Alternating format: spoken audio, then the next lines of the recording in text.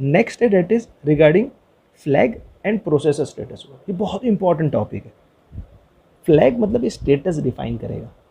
और फ्लैग क्यों यूज़ किया जाता है? ये कोई कंडीशन चेक करने के लिए यूज़ किया जाता है। इसीलिए आप जब चैप्टर नंबर 5 ओपन करेंगे बेसिक कंप्यूटर वाला, तो उसके अंदर आपके पास काफ़ी टाइप के फ्लैग्स थे।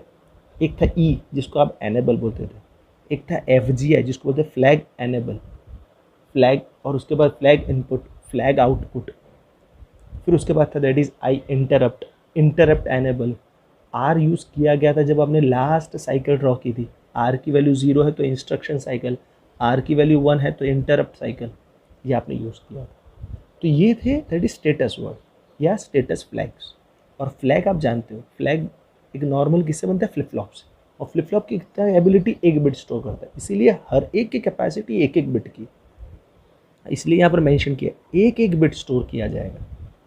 और किसी किसी प्रोसेसर के अंदर ये फ्लैग पूरे है, वो उसको फ्लैग रजिस्टर को कोई एक दूसरे रजिस्टर के साथ कंबाइन कर देते हैं। अगर जब कंबाइन कर देंगे तो वो बन जाएगा processor status word, that is PSW। अगर इंडिविजुअल वो सिर्फ रजिस्टर है, डेट इज इंडिविजुअल फ्लैग है, तो उसको बोला जाएगा प्रोसेसर स्टेटस रजिस्टर। अगर कंबाइन कर देंगे तो बन जाएगा प्रोसेसर स्टेटस वर्ड। क्लियर? अब यहाँ मोस्ट इंपॉर्टेंट जो फ्लैग यूज़ किए गए, कौन से फ्लैग है? Carry flag. कैरी फ्लैग कब ऑन होगा? जब आप 2 नंबर को ऐड करते हो और उसके D7 बिट पे से कैरी आगे जाती है। D7 क्यों यूज़ किया? बिकॉज 8 बिट का डेटा मैं ले रहा हूँ, D0 से D7। अगर D7 से बिट आगे जा रही है, मतलब मेरे पास एबिलिटी नहीं है कि उसको स्टोर कर पाऊँ, अगर आगे जा रही है तो उसको मैं यूज़ करूँगा कैरी फ्लैग से। जब भी अगर अरिथमेटिक ऑपरेशन करेंगे तब ये कैरी फ्लैग ऑन या ऑफ, सेट या रीसेट होने के चांसेस है। साइन फ्लैग क्या होता है? वो डिफाइन करेगा आया दिया गया नंबर पॉजिटिव है नेगेटिव है। मेजॉरिटी स्टूडेंट यहाँ गलती कर, यहाँ पर आपके पास साइन बिट के लिए आइडेंटिफाई करने के लिए एक स्पेसिफिक बिट फिक्स है और उसको बोलते हैं MSB, that is most significant bit. अगर मेरे पास 8 बिट का डेटा है D0 से D7, तो D7 बिट डिफाइन करेगा आया मेरा दिया गया नंबर पॉजिटिव है या नेगेटिव है, आई मीन साइंड है या अनसाइंड। क्लियर? जीरो फ्लैग आप जानते हो, अगर आपके पास आपने 2 नंबर को सब्ट्रैक्ट किया, जैसे फॉर एग्जांपल 45 और 45, तो आपका आंसर 0 0। अगर ये 0 होता है तो जीरो फ्लैग सेट हो जाएगा। क्लियर? और ओवरफ्लो फ्लैग कब यूज़ किया जाएगा? जब आप खास करके साइन अनसाइंड ऑपरेशन करेंगे तब आप ओवरफ्लो फ्लैग को देखेंगे। मैं फिर से रिकॉल कर दूं, जब हम GNU सिमुलेटर में करेंगे तो ये आपको तभी मैं फिर से रिकॉल करूंगा कि ये कैसे किया जाता है और ये कैसे रिफ्लेक्ट होता है जब आप कोई ऑपरेशन करते हैं तब। क्लियर है? इसलिए राइट हैंड साइड पे आप देख सकते हो चेक फॉर जीरो आउटपुट, उन्होंने मेंशन किया गया zero flag, sign flag mention किया गया है, कैरी फ्लैग मेंशन किया है, ओवरफ्लो, और 8 बिट ALU लिया होगा, that is arithmetic logic unit. Is it clear? Okay, now come programme control instruction. Programme control instruction मतलब क्या? वैसी इंस्ट्रक्शन जो मेरे प्रोग्राम के फ्लो को कंट्रोल करेंगे। ऐसा हो सकता है कि जैसे आप C लैंग्वेज में गो टू स्टेटमेंट यूज़ करते थे, या आप C प्रोग्राम में फंक्शन लिखते थे। जब आप फंक्शन लिखते थे तो आपका कर्सर कोई दूसरी जगह पर ट्रैवर्स होता था, कोई दूसरे लोकेशन पे शिफ्ट हो जाता था। तो अगर शिफ्ट होता है तो उसका मतलब ये हुआ कि वो अपना जो एग्जिस्टिंग लोकेशन है वो कोई लोकेशन को स्टोर करके फिर आगे जाएगा ताकि उसको रिटर्न करना हो तो ईजी रहे। क्लियर? इसीलिए आप देख सकते हो यहाँ प्रोग्राम कंट्रोल इंस्ट्रक्शन में मेंशन किए गए कौन कौन से इंस्ट्रक्शन है? Branch instruction, BR, jump instruction, skip instruction, call, return, compare and test. खास करके कंपेयर और टेस्ट के अंदर आपका कोई एग्जीक्यूशन का इफेक्ट नहीं होगा, एग्जीक्यूशन सिर्फ फ्लैग को इफेक्ट करेंगे। Is it clear? Branch, jump, skip, ये कॉल, रिटर्न, ये जितने भी है ये 2 टाइप के बनेंगे, कंडीशनल एंड अनकंडीशनल, दोनों।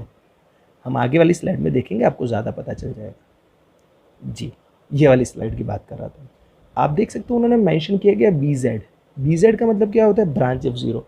हम आगे जीरो फ्लैग समझ के आए थे, अगर वो जीरो फ्लैग सेट हो रहा है तो ब्रांच कर रहा है। एज फॉर एन एग्जाम्पल आपने प्रोग्राम लिखा कि अगर आप 2 नंबर को सब्ट्रैक्ट करते हो, अगर कंटेंट आपका 0 हो जाता है तो आपको लोकेशन 3000 पे जाना है। तो आप जब सब्ट्रैक्ट करेंगे उसके बाद ये कंडीशन लिखेंगे कि क्या मेरा सब्ट्रैक्शन के बाद 0 हुआ, अगर 0 हो चुका है तो 3000 पे जाने दो, वरना उसके बाद वाला इंस्ट्रक्शन एग्जीक्यूट करो।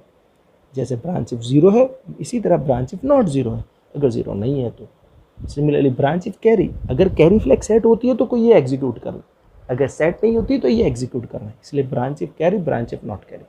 ब्रांच इफ प्लस मतलब साइंड नंबर है। साइंड नंबर मीन्स व्हाट, आपका D7 बिट अगर 0 मिलेगा तो आपको पॉजिटिव माना जाएगा। अगर आपका D7, मैं क्यों D7 बोल रहा हूँ, बिकॉज मेरे पास 8 बिट डेटा है। 8 बिट डेटा में D0 से D7 मोस्ट सिग्निफिकेंट बिट, इसीलिए मोस्ट सिग्निफिकेंट बिट की वैल्यू अगर 0 है तो आपका ब्रांच इफ प्लस मतलब कंडीशन सेटिस्फाई होगी। अगर D7 की वैल्यू 1 है तो ब्रांच इफ माइनस में चला जाएगा। Branch if overflow and branch if no overflow, तो ये भी मैंने आपको समझाया साइंड और अनसाइंड के लिए यूज़ किया जाएगा। आई होप सो पता चल रहा है। नाउ कम कंपेयर इंस्ट्रक्शन, इसलिए यहाँ पे कंपेयर में देखिए ब्रांच इफ हायर, कंपैरिजन किया ए ग्रेटर देन बी, बट हाँ देखना वह अनसाइंड के लिए मेंशन है, साइंड के लिए नीचे BGT मेंशन है, branch if greater than, that is A minus B, और उसमें ए ग्रेटर देन बी, ऊपर भी A greater than B, but वो अनसाइंड के लिए यूज़ किया गया था। आई होप सो ये जितने भी इंस्ट्रक्शन है, that is branch if higher और इक्वल, ब्रांच इफ लोअर और इक्वल, ब्रांच इफ इक्वल, ये सभी इंस्ट्रक्शन जब हम GNU सिमुलेटर में उसमें दिए गए इंस्ट्रक्शन से समझने की कोशिश करेंगे तो आपको ज़्यादा पता चल जाएगा। ये फिलहाल इंस्ट्रक्शन आपको ये समझना है, मॉरिस मैनो सर ने खुद के प्रोसेसर के अंदर ये इंस्ट्रक्शन यूज़ किए गए। Is it clear? अगर एग्ज़ाम में या कोई आपकी एप्टीट्यूड एग्ज़ाम में आपको पूछते हैं तो आपको मॉरिस मैनो सर के रेफरेंस से ये इंस्ट्रक्शन से के पर्सपेक्टिव आपको जवाब देना रहेगा।